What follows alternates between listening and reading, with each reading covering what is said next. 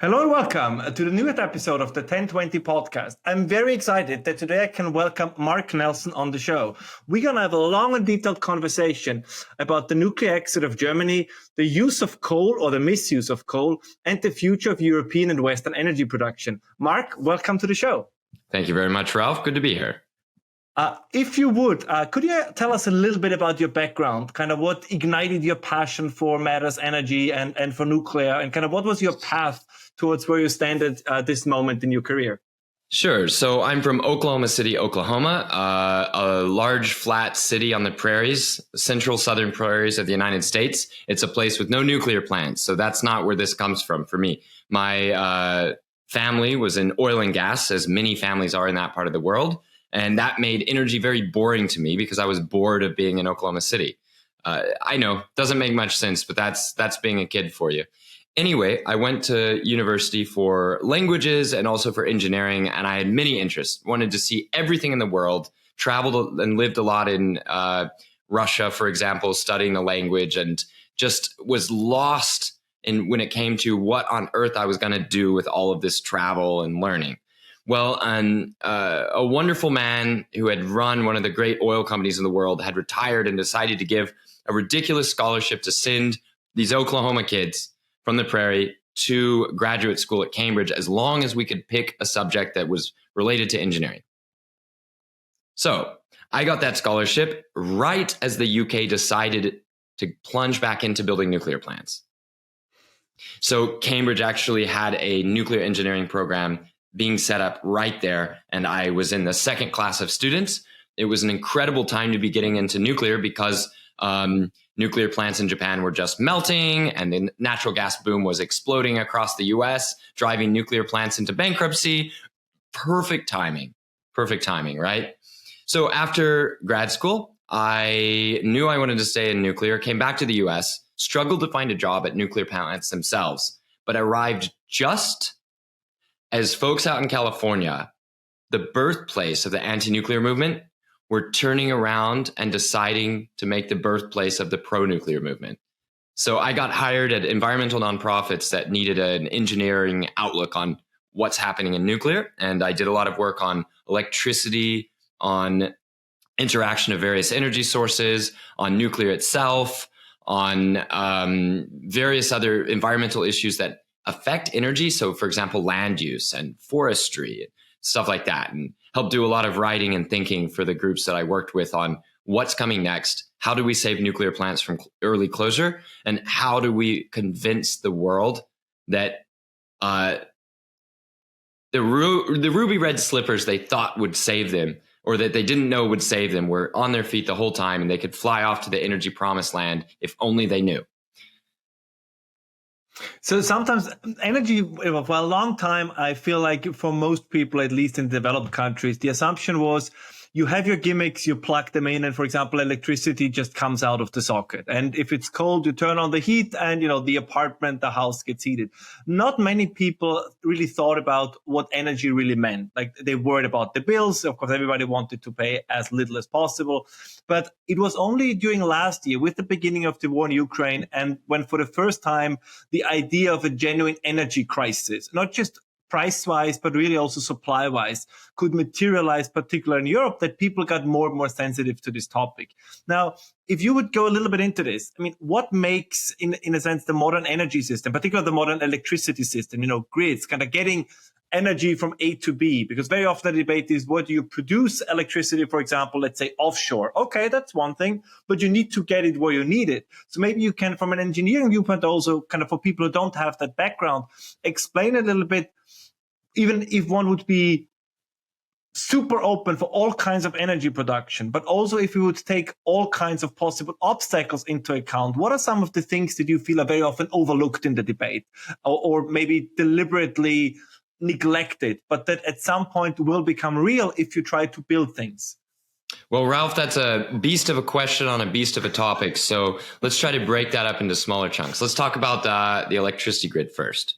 So first of all, electricity is extremely weird and complicated. Almost none of the experts that talk or think about electricity have a proper fundamental understanding of what they're talking about. Almost all the people involved professionally in policy about electricity have almost no clue what they're talking about. And in fact, we've now added layers of administrative complexity onto electricity around the world for various policy reasons or for niche economic interest reasons, that electricity is so complicated that the people who run it, who work on it, who make money off of it, are often confused by it. So what is electricity? Electricity, when we use the phrase and we mean the stuff that comes in our house, is a giant, tightly interlocked machine running an electromagnetic field with very precise qualities, controlled and maintained to deliver energy from facilities that supply energy to people and factories and businesses that need energy. This electromagnetic field exists over all the lines and wires in one grid system. And each part of that is tightly coupled to each other part physically while the grid is running and operating well. What this means is, if you lose one power plant in one country in Europe and sufficient caution isn't taken, bad ripple effects can exist across the continent from that one start. Now, 120 years, 130 years of operational experience is at play in stopping disturbances to, say, a factory that provides energy to maintain this electromagnetic field we call electricity from impacting users and other factories that make electromagnetic fields possible. So these factories, let's call them power plants. Power plants, especially large traditional power plants, use energy of some kind to run large rotating machines. These rotating machines are actually spinning magnets in between coils of conducting wires. And when you spin or move a magnetic field in the presence of electrical conductors, you set up an electromagnetic field and you can do work. You can do work across anything connected to that electromagnetic field. So I'm going to stop there for a second and say, do you see what I mean when I say electricity is complicated? We've only barely scratched the surface. And in my experience, most electricity experts that I've met would struggle to give you any of the physical explanation. They would want to skip straight to their little thing that they consult on, or they'd want to skip straight to their policy goal that they want done, regardless of whether it works or makes sense or not. In fact, what I find sometimes is that I'll meet an electricity expert who for the first time is learning why it's bad that we're losing those large spinning chunks of metal that are spinning magnets inside the wires.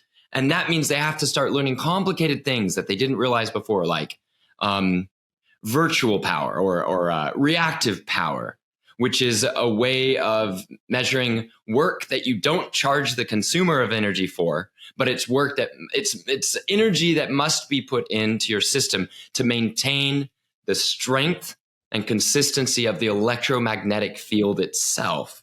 And that used to just be provided by virtue of giant chunks of metal at power plants spinning at high rates of speed in the system. Another word for this is system inertia. But we're already getting many layers deep on the technical parts, and there's much to go. I don't claim to be an expert on the specific electrical engineering topics. Heck, I tried to avoid it as much as possible. I was a mechanical engineer and then aerospace and nuclear engineer. And electricity is weird. It creeps me out, Ralph. It's one of the reasons I think I'm conservative about sweeping changes people make. I know that you're probably known as a bit of a conservative. You probably know, what is it? Chesterton's gate. Do you know this concept? Please tell us more about it. Okay, so the great British conservative writer G.K. Chesterton has this device, this way of this what would I call it? Way of thinking named after him of the gate, where he says, if a man comes to me, shows me a gate in the woods and demands that it must be taken down. And I ask him, why was it put there and by whom? And he can't answer me. I will stand in front of that gate and say, do not deconstruct it until you can tell me why this was put up, even though I don't know either. In other words, it's a sort of conservative principle. And I feel that anecdote coming to me frequently when I meet people who don't understand the physical basis of electricity or the historical basis of how we got to where we are now. And yet they claim to tell me that we need to do away with the past and bring in the new. I mean, would it be fair to say, and I think you touched on this a little bit now from the technical side, but in Europe, the electrical grid in Europe connects about, I think if I got it right, almost like 520 million people, because Turkey is also part of it. And I know one commentator once called it's one of the closest things in a technical sense we have of a miracle in a way, the way it functions, what it connects. And this is one of the reasons, what you just said, why one might be very careful to tamper with it. Well, let me give you an example. Let's actually push on this a little bit. In recent years, a phenomenon was observed whereby clocks hooked up to the grid frequency in Europe kept running a little bit slow, not an extreme amount slow, just a little bit slow. Clocks that used the frequency of the up and down electromagnetic field to gauge the time. And it was found that a border dispute between, I think it was Kosovo and Serbia, scrapping over some issue where they weren't agreeing on some procedure for operating a shared facility, was, I think it was a dam, was leading to a slight and persistent frequency deviance that was causing clocks to run just a little bit off, among several other issues. And so that was across the entire interconnected European grid, from just dumb border bullshit for two countries that have a very problematic history. Anyway, so that's the European grid for you. One of the biggest blackouts in the history of the developed world, of the rich world, occurred in 2003, I believe, in North America, across both Canada and the USA. I think coming out of Ohio, when a tree fell on a line, that line was connected to a nuclear plant. The nuclear plant tripped offline, went off, stopped turning its big rotating things. And that led to a cascade that ended up affecting something like, I don't know, 50, 60 million people, may have been bigger than that. And across many states and two countries. That's the grid. It is indeed the closest thing we have, I think, to a miracle. And people who suggest wholesale changes, but do not themselves understand how the grid works, it scares me a little.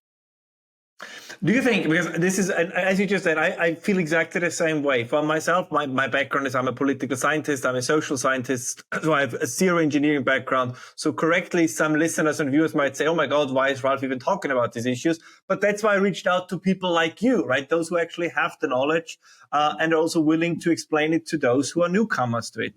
One of the things that kind of I started to understand or try to understand more and more, how we look at just if we stick a little bit longer to electricity, it's not really like a commodity, right? I cannot have, did a fantastic show with Chris Kiefer on the Decoupled podcast, but the masterclass on coal. And you said, I think about a couple of very interesting things about coal when you say it's there when you need it, because all you need is you said a shovel, a big room where you can store the coal, and there it is. But although you can use coal for electricity production, but electricity itself, that's more like it might be a stupid comparison, but it's in a sense a little bit more like breathing, right? I cannot say, oh, I'm going to breathe twice as much on Monday, and then I'm not going to breathe at all on Tuesday, because most likely, depending on my, lung capacity, but I think there's a high chance that I'm going to die. And let's actually tie it to something that is very much a usable analogy in the body, the heart. Mm-hmm. Now, that one gets a little weird because the heart itself communicates across cells with an electrical impulse. So you start to get a little closer. But the heart, you can't store up heartbeats and then have them later. And here's another thing. If your heart has 99.99% reliability in a year, buy a tombstone. And would you say, as you just said, I think that is in some sense a fair comparison with the electricity grid, because that, and of course now we come, I'm sure with all our listeners and viewers are very excited about, now we come to the big elephant in the room, of course, which is the European energy situation, and particularly the completion of the nuclear exit by Germany. But can I go backwards a little bit? Because yes, I want please, to talk about the closest I've ever observed to a heart attack on the grid. In the winter ice storm, the great winter ice storm of 2021, in some ways an event that helped make my Twitter reputation, because I was one of the few people commenting who wasn't immediately just trying to make propaganda for one side or another out of what was occurring. To remind your viewers in Europe, what happened was a large storm with cold weather, not really record breaking, and in some places where the records were set didn't change much. It was about as severe a storm as had happened in previous years. But this time, the grid had changed, and the new Texas grid had not really gotten challenged like this before. So cold weather was coming, and I had early warning that a crisis was coming because my father called me up and said that his wells were freezing. This was on a Saturday. So his natural gas wells with pipelines, little bitty pipelines leading to the big pipelines, his wells were freezing, and despite prices starting to rise already for natural gas, they couldn't sell, and they hadn't booked enough of these guys with basically big flame torches to melt the pipes to let you flow, and you get your gas to market even if the other guy doesn't. So that was on a Saturday. By Sunday evening, fairly desperate situation had started where across Texas, gas was failing to be delivered to power plants that ran on gas. Even worse, the winds just kind of stopped. And Texas is one of the great wind-powered states in the world. And the grid, we should talk about the grid here. In the United States, there are 3 grids: East, West, Texas. So it practically writes itself as a joke, yeah? But it's just the way it is. Texas is its own little grid and electricity market and political environment. It's all in one. So in Texas, the wind stopped. Sunday night was a nighttime, so the sun stopped. The gas lines were starting to freeze up, but the gas system had been chosen as the perfect companion for wind and solar, because if you're not burning gas, you're not spending much money at a gas plant. So if the wind is high and the sun is high and the gas plant turns off, that's okay, as long as you get enough money selling power when your gas plant turns back on. So gas plus renewables had long been marketed by environmentalists, by big policy groups as the answer. But this was the first time that gas plus renewables were the overwhelming bulk of capacity of available power generation facilities in Texas. Then the coal plants started to freeze up a little. Then one of the 4 reactors in Texas, nuclear reactors in Texas, there are 4 incredible reactors, dirt cheap power, fantastic performers, young plants, great condition. One of them had a sensor in an outside area, because they have such warm weather in Texas. They hadn't built buildings around some of their equipment. A little sensor registered a slightly wrong reading, and it spit out a message saying, okay, shut down the power plant. So they shut down one of the 4 reactors automatically. And that led to a situation where the grid operator kept needing to turn off power to various areas. Well, here's where the problem gets even worse. Some of the natural gas plants were being supplied with natural gas with pumping stations on the gas pipelines that themselves were part of electricity circuits that were being turned off. So it was like a body choking itself off to feed. You see what I mean? So it's like electricity a snake to the pumps eating itself. The system eating itself, right? Yeah. And as the weather was getting colder, people were attempting to turn up the temperatures warmer, as they should, because their own houses would have been struggling to stay warm, and they didn't want to break the water pipes and cause a bunch of damage. What happened? Texas then shed more and more load, all the way down to the minimum level where there was no more load that the operators could cut. And they stared and they watched as the voltage, or not the voltage, but I guess it was the frequency. That is the up and down movement of the field itself being produced by the turning of magnets within coils. This big physical electromagnetic field that exists on the thing we call the grid. As the frequency was degrading further and further and slower and slower and slower. And when I mean slower, I mean barely slower. Just like a few fractions of the frequency were going away. But the operators were staring and watching. If that frequency got any lower, it meant that the giant nuclear plant that was still keeping the grid going would no longer be able to stay online because it was physically dragging on the turbine, and it could possibly blow up the turbine or destroy the equipment. And they would have had to shut off the nuclear plant, which, as the largest power plant left operating on the grid operators think would have plunged the whole state into a full blackout, a heart attack of the grid, full heart attack. And here's the thing that really scares me, Ralph. The revival process, there's no shock treatment here.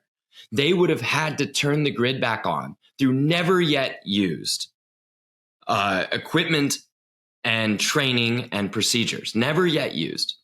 And they think that this so-called cold start of the heart of the grid would have possibly taken up to a month of all of Texas in the winter not having electricity.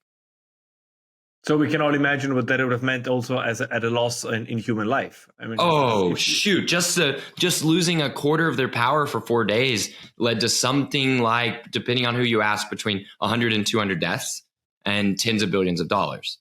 But that's what the grid without losing the whole grid. So I told that big long story because I wanted to scare your listeners a lot and know that we got very close to losing the Texas grid within minutes.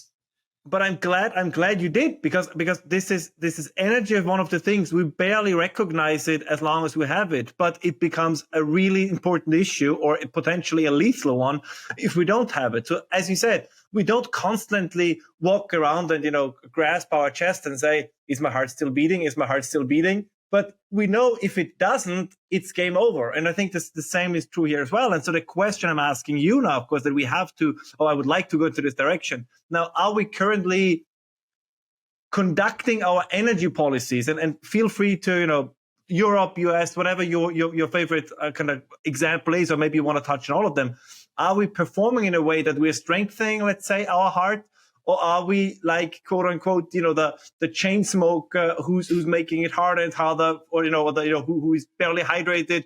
The blood gets ever thicker, that makes it harder and harder for the heart to pump the thing. And as we always say, as long as nothing happens, it works. But what do you feel is the direction? There's you, then there's Meredith, there's Angwin. So there are many, I think, very insightful people who say the direction in which this is going is not imminent catastrophe, but the likelihood, the potential for something that you just described, as it did happen in Texas, which could have been much worse, that this can happen elsewhere as well. So kind of, do you share the pessimism, or do you think maybe that maybe it's overwrought? No, I absolutely share the pessimism. And I'm not even saying there's going to be blackouts per se, just decreasing quality of service at increasing prices with only moderate gains for whatever ideological goals people are looking for, like the climate. So let me give you an example. In Germany, energy prices are catastrophically high. Now, people heard it on the news when wholesale prices were high. That's not what worries me so much, because almost everybody was on electricity rates with delayed increases of prices. What I'm disturbed by is that they're moving in the wrong direction over long time periods into the future, with less and less volume, as far as I've heard it from people, being sold further and further out because of the unpredictability, not even the high price, but the absolute unpredictability of what's going to happen into the future. Both the people selling electricity and the people buying electricity have almost no way to judge anymore whether the system will be in chaos or in crisis or find some new stability. And what that means is the industrial economic heart of European producers, of the big European economies, the ones that produce much of the value in Europe that then goes to other countries through trade and services and importing raw materials and stuff like that. Those heavy industries, those big industrial electricity consumers, are needing to decide to go elsewhere in ways that are reducing the chance of blackout while increasing the chance of economic disaster. So I don't think it's a success in Germany that with only scaring off industrial production, they were able, and having a lucky winter and paying an immense cost, they were able to avoid blackouts. The point is that it's not about blackout avoiding, it's that cheap energy makes a rich world, a rich, clean world. And we're losing the independence of each part of Europe to totally sustain the grid on its own if it needed to. Its own, at least its own grid, its own borders. I say its own grid. There's one waveform, one electromagnetic waveform from Portugal to up to Finland. I mean, this is not a toy. This is not something to model in Excel. This is something of barbaric complexity. That's the only thing standing between us and barbarism, I guess is the way I'd put it. And Europe is moving in a direction where hundreds of millions of people will live under one big weather pattern, maybe one big heat dome, or one big high pressure cold spell in the dark winter, with everybody thinking that if their wind turbines go off, they can get power from neighbors. Would it be, Gerrit, that this almost leads me to something that I also wanted to ask you? I think there's precisely pertaining to what you just said. There is a certain, and I know this is a harsh word, so I try to formulate it very carefully, but there seems to be a certain dishonesty very often in this kind of debate. And I think you kind of touched upon this. For example, right, Denmark is always used as one of the prime examples of a country producing most of its electricity through wind turbines. But yes, it's true. The electricity produced by Denmark comes from wind turbines or from wind, but the energy or the electricity they produce is not enough for Denmark. So they import a lot of electricity. Well, it's both not enough and too much in different hours. Yeah. Sometimes within a few hours, it goes from being way too much to way too little, which is fine as long as Denmark is just a little bitty barnacle, a little carbuncle on the European grid and not the main story. Such an American thing to say. Hey, I work with a bunch of lovely Danes, and they would totally back me up on this. But that's the thing, right? Because this brings us to the next point, because your critics would say, well, what Mark says is correct, but what he underestimates is the speed in which replacement electricity production will come up, how new technologies will come up, that we are just days away. I'm exaggerating for dramatic effect, but we're just days away from a new battery breakthrough. And then we will charge these batteries with wind and solar, and all the potential risks that you just mentioned will just go away. I mean, how will you counter? First of all, let me say this and say that honest men and women can authentically disagree. I find that the more sophisticated the technical and engineering knowledge with the person I'm disagreeing with, the less we disagree. So if I'm going to be mean and aggressive, I'm going to be the person on Twitter, I'll say this: genuinely honest and decent people can disagree. I almost never have deep disagreements with those with deep engineering knowledge. They may work in other areas. They may not agree with me on everything on nuclear, but I rarely have serious disagreements. And I can always stay cordial with those with deep domain experience and knowledge. And I don't know if that's them being nicer or me being nicer, but there's a difference between that and the debates I typically have, where people are learning about basic grid concepts for the first time in the middle of the debate. And then I'm stuck trying to not patronize them, not patronize the audience, but I'm stuck having to say, if you don't understand the basic things that are underpinning the operation of this machine, then what on earth am I doing trying to convince you of something where it's easiest if you know nothing? Let me expand on that easiest if you know nothing. I've been involved with some modeling efforts, and what I found is this: as long as you spend almost nothing to get a garbage model with almost no complexities and detail, you can quite easily show that we can decarbonize everything with wind, water, solar. You start poking even the smallest holes in that, and your model gets much more expensive to build, to run, to operate. Finally, you approach the actual metal of a spinning object, or an inverter feeding solar power into the grid, and the modeling that a company will do just for one dinky little solar park to make sure that park will not disrupt the grid through sending out spurious signals, or that the solar park will not automatically turn off in an emergency just because some ripples come along the voltage of the grid. The modeling for that, people spend as much or more on what they do to model an entire continent for a 50-year period when it actually counts for not killing people. So there's a disadvantage where the less you know about the grid, the less you understand, and the fewer resources you have available, the more optimistic your modeling comes in for how easy it'll be to shut off all the traditional power plants and replace it with wind, water, solar. With the most basic ones being ones that look at, say, hourly or 15-minute data across a continent and just say, assume that all power plants built anywhere can transmit all their power to anywhere, and that we definitely can build any plants that the model says we ought to build somewhere. And then they just let it go and say, see, we add in this little patch of sun from Spain, this little bitty gust of wind from Poland, and then we kind of mix it around and it'll make it along the wires. And no, that is not how it physically works. And if you extended the intensity of modeling for that one hypothetical solar farm to the level of detail of all the power plants for decades in a giant grid with the physical complexities of needing to have multiple ways around a broken wire or a broken power plant or a broken transmission part, then you start to get something with the physical complexity of the actual grid itself. It's the old, you probably know the map versus the territory problem, where to make a map with sufficiently high detail that you know the territory down to a close level, you get a map that's as big as the territory and takes almost as much resources to make as the territory even has in it, right? We have that issue with the grid and grid modeling too. But this, what you just mentioned, I mean, this almost kind of leads to the next question. As you just said, that when you talk to engineers, experts in the field, those who know the nitty gritty of the technical issues, there is barely any disagreement, or you find lots of common ground.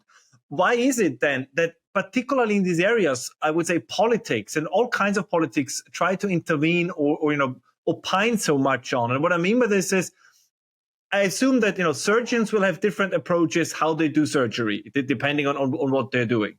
But they will agree on some of the basics, right? You use a scalpel and not a butcher's knife. But no, and I think the public would also say, if politicians all of a sudden would go out there and try to explain to surgeons how to do surgery, people would say, we think it's better to leave it, in this case, is one of the areas where we really would say, leave it to the experts, leave it to know how the system works, to have the experience. Why is it in energy, which, as we have just established, is so crucial? I mean, I think one can justifiably say it is the one sector of the economy that makes every other sector possible. Why has this become such a focus point for interest groups, for politicians to, as you just described, to try to intervene or try, I would say, to push in many ways? That's of course my personal opinion, for destructive approaches, which might be driven by an ideological agenda. How do you have a theory? Just if you want to opine on this, how did this happen? That all of a sudden something that works. I mean, the German example is the best one, right? You had originally, I think it was 19 nuclear power plants that operated without incident. Now they have 0. And if we take a close look and ask, why did that happen? I think apart from politics and ideology, I cannot really find an answer. I mean, and maybe I'm overlooking something, but it's very hard to grasp.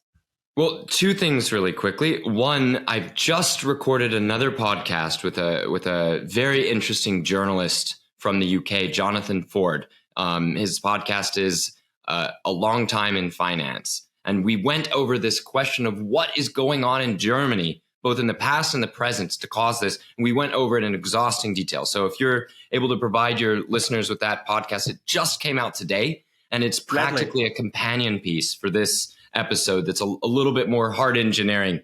Okay, so that's the first one. The second one, and I think the answer to your question was contained in the asking of the question, which is, if you've got a system that almost everything depends on, then any great issue of the day will eventually come back to land right on top of it.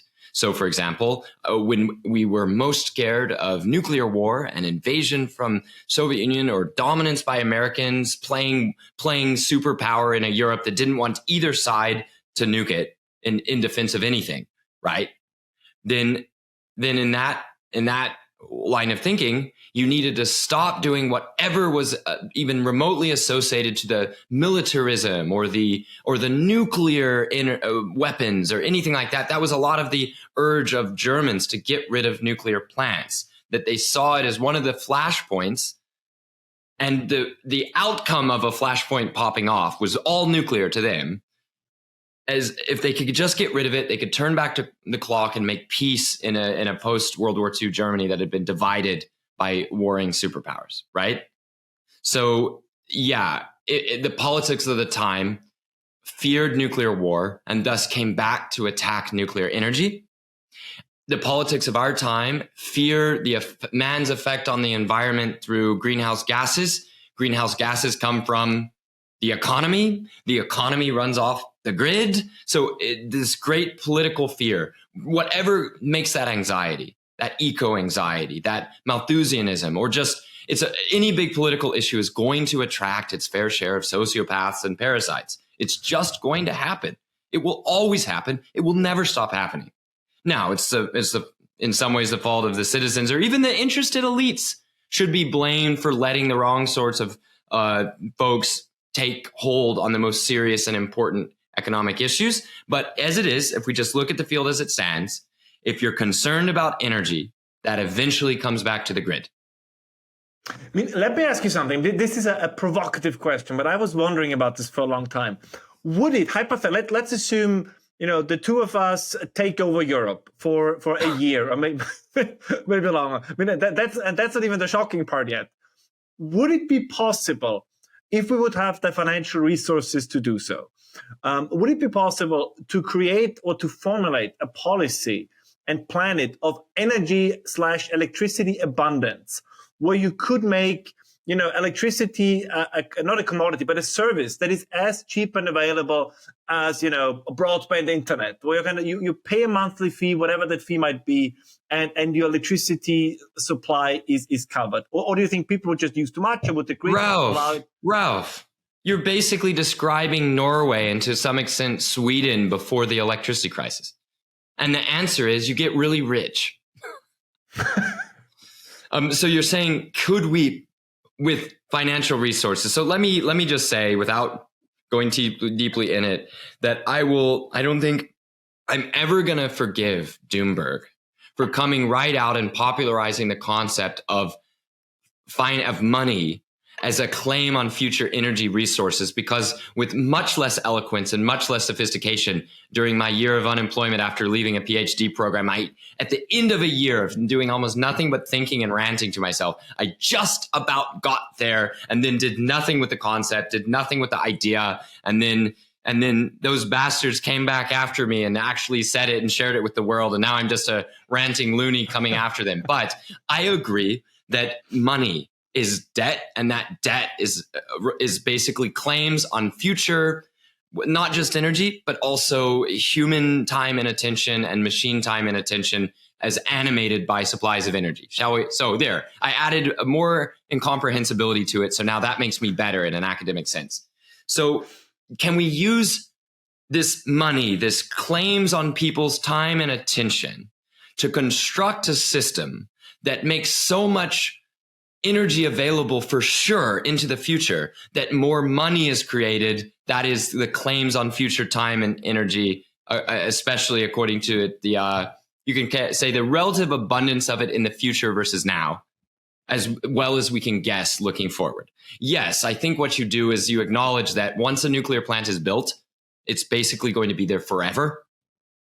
There's no reason that the German nuclear plants needed to have ever turned off. I hear whining engineers, they're like, don't say that, Mark. Don't say they're immortal. What if the reactor pressure vessel needs to be replaced a little bit? Then you replace it, or you anneal it, or you do whatever it takes to make sure that the beating heart of the reactor, the beating heart of the plant, the beating heart of the grid, which is the beating heart of the economy, stays okay, which you can do. We have domes, not high strength reinforced concrete domes, but concrete domes that have lasted 2,000 years in Europe. I'm sure we can figure it out, Ralph. And it's much less expensive than starting from scratch. So let's just assume, since you're a guy who likes old things that last, you can appreciate that nuclear plants built in the 70s needn't turn off at least through the 2070s, as far as we can tell now. And by the way, like in everything all of this, Britain may have one of the stablest monarchies, but they've got the only nuclear plants that don't apply when I'm talking about longevity. They're the only fleet of nuclear plants on planet Earth with crumbly interiors that cannot be suitably replaced without destroying the reactor. But everybody else.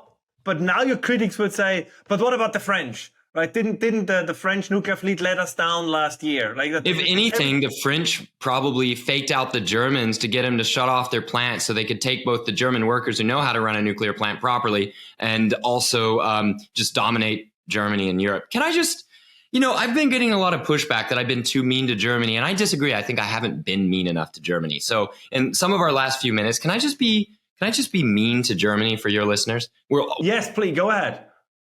All right. So, Ralph, imagine that you're German and you show up to a big EU meeting. Yeah. And there used to be 2 nuclear weapons powers in the EU. Now it's down to 1. And then you have the most mighty economy, but you just got rid of your best power plants as your heavy industry is looking elsewhere.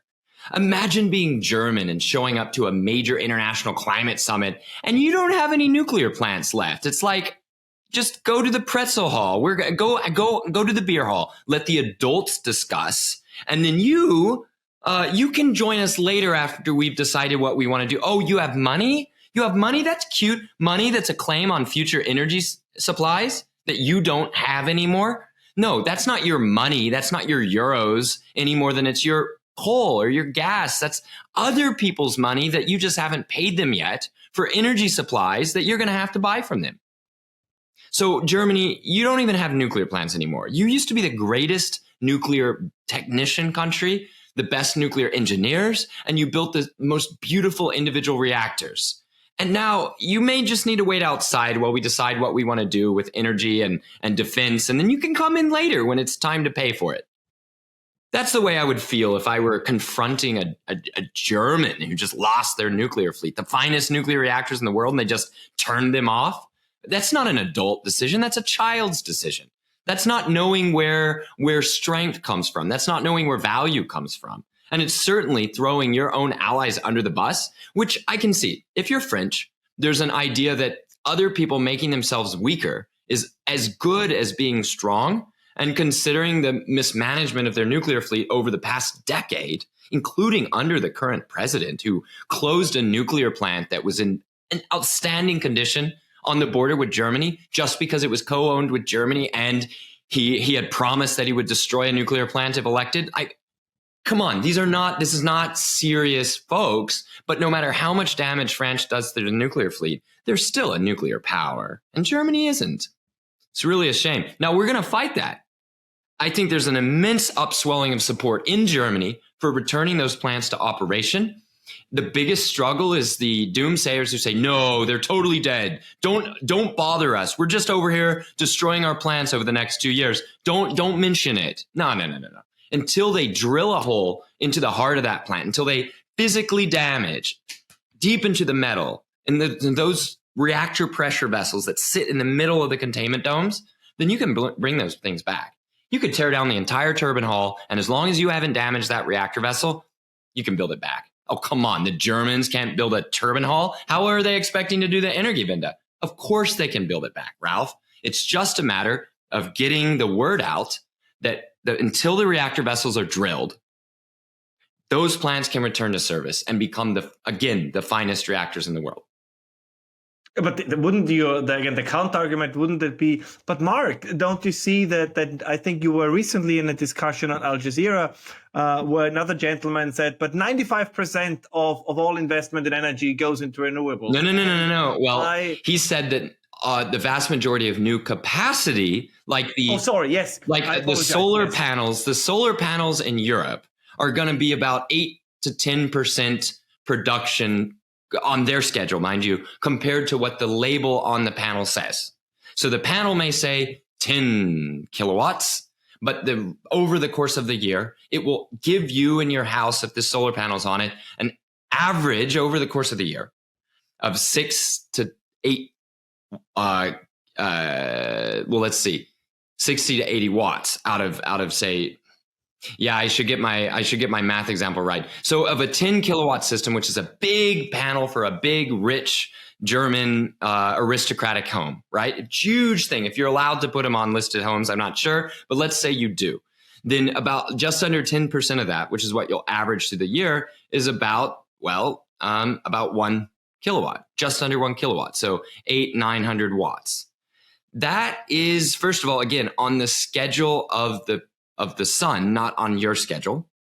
And furthermore, it means that of the 10 kilowatts that you might say you're proud of, only a tiny fraction is on average at any given time, which means that quoting the total number of panels installed or the total capacity of the panels and the wind turbines installed is a deeply dishonest way to describe the volume of energy delivered, to say nothing of the importance of the energy delivered. So this capacity factor, which you can get by, say, looking at the label on a panel called the nameplate capacity, or the label on the generator of a nuclear plant, the nameplate, the metal plate with the inscribed maximum generation capacity written on, that times the number of hours in a year, say 8,760 in a non-leap year, gives you a total maximum theoretical energy. Then if you take the actual energy produced in a given year and divide it by the maximum theoretical energy, you get a number that we call capacity factor. There's a few other complications in there. For example, there's the availability factor, which says that if not for limits of sun or limits of, say, I don't know, fuel or being shut down by disturbances on the grid that aren't your fault, how much is your power plant available to have produced versus how much did it actually produce? So there's another number. And then there are other numbers that just break this down even further. In other words, apportioning out the blame for non-production. That's what those numbers do. In all of these things, nuclear is just the highest, the highest, the highest, the highest. So anyway. I mean, that's, and this is, you mentioned this, and there was a lot of kind of feedback for those who support the closing down of the nuclear power plants was, as we just said, it's all going to be replaced at some point. Because it was, I think, 8% 30 years ago. Now it's like 30% of electricity production comes from renewables.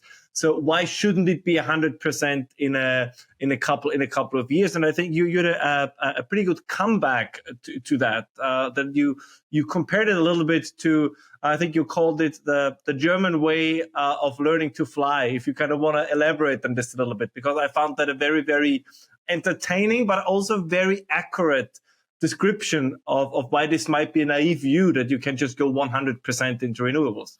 So the renewables that are dependent on the weather for producing are on their own schedule. They're not, shall we say, weight bearing, and occasionally they all go away. So you have the entire weight of the economy at that moment relying on just the remaining pillars of support of the grid, just the remaining power plants. So this joke, I think, that you're alluding to, I'm saying if you're 50% renewables now, that's a bit like saying I've lifted one of my feet off the ground and that I'm going to learn to fly on schedule because that's 50% of the job done. All I have to do is lift my other foot off the ground. Say, for example, one toe at a time. Well, lifting one toe at a time does not make the total weight bearing importance of your foot go down. It just concentrates the responsibility on a shrinking pad on the bottom of your feet, perhaps all the way with sufficient training in a lifetime of ballerina training onto one single pointy toe. Again, the weight isn't reduced. The pressure is increased. So saying you're going to fly by taking one foot off the ground and then finally taking the other foot off the ground is the image that comes to mind when I hear people say they chart the progress towards displacing the volume of energy while still relying 90% or higher on just the fossil fuels of the remaining nuclear plants and just a little bit of hydro in the remaining hours where there's not good production. Without that hour of all the way being on point, then the grid would not function. The heartbeat could stop. So you need to make sure that it doesn't. So you do what Germany does and you keep the same amount of fossil fuel generating capacity now as before they started the build out of renewables in the Energy window.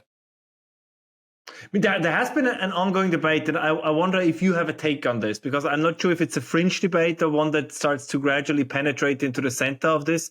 And I'm just quoting what some people, again, some who comment on matters of energy and matters of the grid, that there is an idea that base load apparently no longer matters, right? That the base load is a concept of the past, and nobody should care anymore about the base load argument. Do you think that's a straw man, or do you think there is some validity to this? Or maybe you could just very quickly explain, because this another term I think that many people don't really know. What is base load, and why can we get, or why will it be less relevant, or why won't it be less relevant in the future? This just came to me with your example about standing on one foot or on one toe, because I guess that would be the kind of base load then provided by coal or by fossil fuels. So base load used correctly is supposed to describe the minimum amount of power in the lowest time or the lowest few times of demand in the whole year.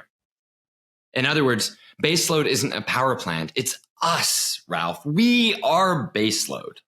What we need, what we use is base load. The claim is effectively that we can lower that demand on demand in that one moment to reduce a deficit of supply from renewables that abandon us. And that's one thing, that it's us at fault for wanting energy, not the energy grid at fault for failing to deliver. So that's part of it. The second part is saying, no. Can I interrupt you real quick? Sure. Just for clarity. So is it then almost the argument that what you just said, right? Is that kind of just another way of saying it's rationing? In a sense, you're saying. So I was going to move on to the next part.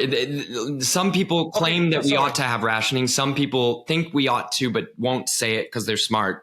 And then other people think absolutely not. I want an abundant world of abundant energy. We just want it from renewables. So I don't want to over concentrate on the rationing part, to just say that shifting around the demand for energy is one of the fastest things to come up among experts who insist that that's going to be necessary, because they aren't involved in industrial production. They aren't involved in actually starting and stopping assembly lines and rescheduling workers and rescheduling projects to fit the weather. They think if they just pay enough for you to decline the service of energy, then that will allow the service for those who can't pay or don't want to pay to decline the service. Look, some aspect of this has always been a part of managing grids. So that's the other thing. People saying that, oh, we're going to be flexible in the future. Oh, bullshit. We're flexible now. We're flexible to the extent it still makes sense economically to be on the grid for most factories. But there are places with factories starting to retreat from public aspects of the grid. And this is a terrible thing, because that reduces the base loadiness of the demand without solving the crisis of supply in the bad moments. You see this in Germany, where if you look at the public supply of electricity versus the total supply of electricity, the difference is it's like over 10%, and it's almost entirely fossil, Ralph. Why? Because companies that are making power for themselves are believing less that power ought to or could come from the grid. I mean, this is the thing, right? When we look at Eurocoal just recently published statistics today, and they show that Germany is still the largest producer of coal. It's still coal country number one in Europe. And you have also, interestingly enough, in the past talked quite a bit about coal. And I'm hopefully I'm not misattributing what you said, but because I found this a quite beautiful thing to say, that if we want to get rid of coal, we first have to understand what it does for us. I mean, I'm paraphrasing. I think the way I put it in the podcast with Chris Kiefer on Decouple, and if you search for coal, you'll find me on there, is that if you don't love coal, you'll never get rid of it. Yes, that was it. Exactly. Could you maybe, because I think it would be, since as it looks now, for now, with the end, again, I say for now, the end of nuclear power in Germany, a lot of this most likely will be taken over by coal. So I think we would be amiss in this podcast not to talk a little bit about coal, and also, its disadvantages, but also, as you mentioned, right, that it has certain qualities that explain why countries like China, why countries like Indonesia, why countries like Pakistan are now in parts returning to coal, because they find it more reliable. They find it, it's there when you need it. And many of them, like Indonesia, they have coal in abundance. So maybe can we talk a little bit about what do you think is the future of coal? Sure. Because I think it's Amber Research. They say 2022, that was peak coal. And from now it's just, it's going to be a a slide down the hill. And I think CNN had the end of fossil fuels begins in 2023, and there was no question mark behind this. So they are convinced. And maybe you can kind of contribute a little bit to this, or what do you think about these very optimistic or exaggerated scenarios? Sure. So the thing about coal is that it's energy that comes with its own battery. It's solar that's already been stored. You need merely dig it up, and it's free. You need merely dig it up. That's the thing that I'm always so confused. People are like, don't you like sun and wind? It's free. Yeah, it's free. So is coal. It's right there. You just get it. Uranium's free too. There it is. You just get it up. Nobody's charging. We didn't arrive on Earth with a big bill from God saying this much for your coal, this much for your natural gas, this much for your uranium. It's all free. If it seems like there's a cost for digging up coal, then that's also the cost of putting it in a battery. It is a battery. It is its own self-stored, stable, dense fuel supply. Not as dense as uranium. It's about, 100 million times less dense, depending on the way you calculate it. But it's still pretty dense, and you can get it, move it from one place where you find it to the place where you want it, and then burn it. That's why Germany loves coal. It has these colossal mines of crappy coal, these lignite mines of so-called brown coal that's just coal that hasn't been pressurized to the right temperatures in the Earth's crust. It's not been baked. It's not been finished. It's unfinished coal that's sitting on the surface of Germany. They just dig up all the fertile land, throw that away, and then they dig down and just scoop it until it's deep enough and they can't find as much of this layer of uncooked coal. And then they put it on trains, press it into nuggets, and then burn it right there. These massive power plants that are going to replace the baseload function that was being carried by nuclear to give them extra reprieve and extra economic importance, extra value. So the reason the coal industry didn't stand up for nuclear, even though they have similar functions, is because now that nuclear is gone, for now, in Germany, the coal plants are almost completely unassailable politically, financially. They're just functionally irreplaceable. And that's why the coal industry is only going to speak up for itself properly now that nuclear's gone. And this is, I think the Washington Post recently did a very interesting report, and I'm pretty sure that you saw it as well, where they looked at energy production per US state and which states actually managed to get or to decrease independence on coal. And apparently it turned out that the most effective ways to get rid of coal is either gas or nuclear. But no state actually managed to replace coal by wind and solar, which I find quite remarkable, because also going back to what you said originally, whatever one's take on these issues is, we don't really have a reliable case study. I mean, California tried it. There is now the struggle also with the last remaining nuclear power plant in Diablo Canyon. And I don't know if this is true. Mark Mills mentioned this once, that the Californians, that they kind of sluice off electricity from electricity that is transiting through their country, I think from Oregon to Arizona or thereabouts. I don't want to kind of completely mix up my states. So is the alternative? So it's either coal or gas or nuclear, because we don't have, I mean, as a question, or is there truly a potential alternative to this? I mean, of course there's a potential alternative, the one that Germany's pursuing, which is deindustrialization. So to be less cute, make no mistake, there are definitely grids where increasing wind and solar is taking operational hours, is taking working hours from coal and gas plants, in some cases nuclear. So in France, EDF turns down nuclear in favor of renewables, even though it's paying out massive subsidies that it has to collect from its consumers to the renewables for the pleasure of being forced to turn down its own reactors and therefore give up its own revenues to host equally decarbonized power.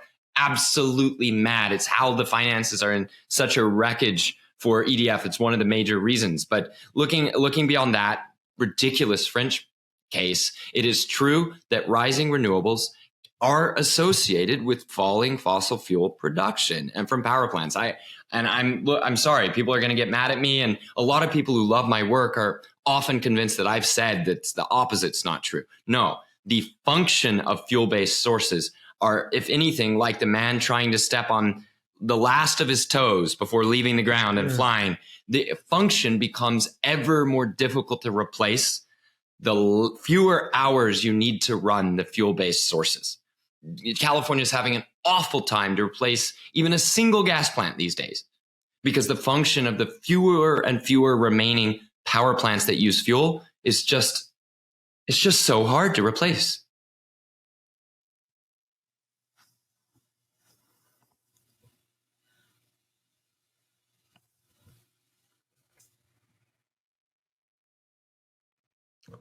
Sorry. Anyway, right, so this is a long and very beastly podcast episode. We should bring it to a conclusion. Yes. So I only have one last question.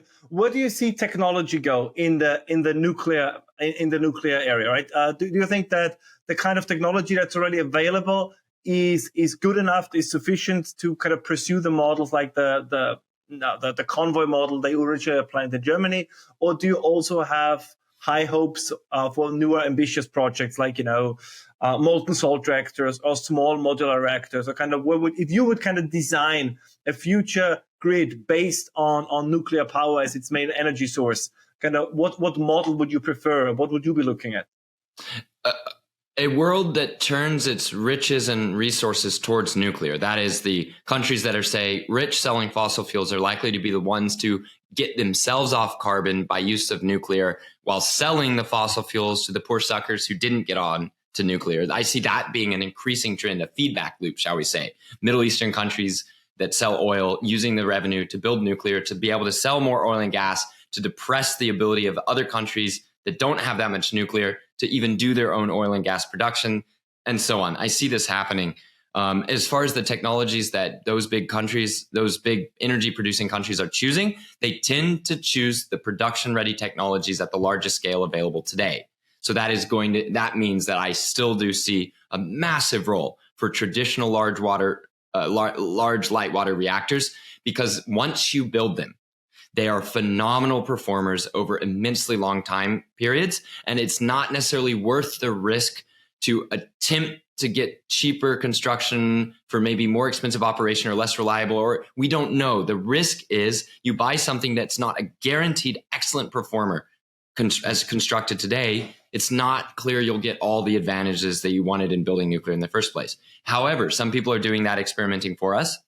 Russia is building so-called sodium-cooled, liquid metal-cooled fast reactors. That's just referring to the way that neutrons bounce around the core. It's just different from the reactors we have here. More things are possible, like reusing old fuel for new energy and making new fuel out of non-fuel elements put in. Like that's quite cool. And it's maybe something that will happen in the long run, especially if there's a rise in uranium costs and a drop in availability in the long future. We're future proof on fuel just because of those new types of reactors. But today, it's not abundantly clear that as constructed, they will be as cheap to operate over the long run as the ones we know for a fact are cheap to operate. I see people considering designs that work well now, but haven't spread as widely. So for example, heavy water reactors from Canada, especially if you can make new fuels that boost the cost performance and lower the burden of waste. That's something interesting that I know at least one company here in Chicago is working on quite hard.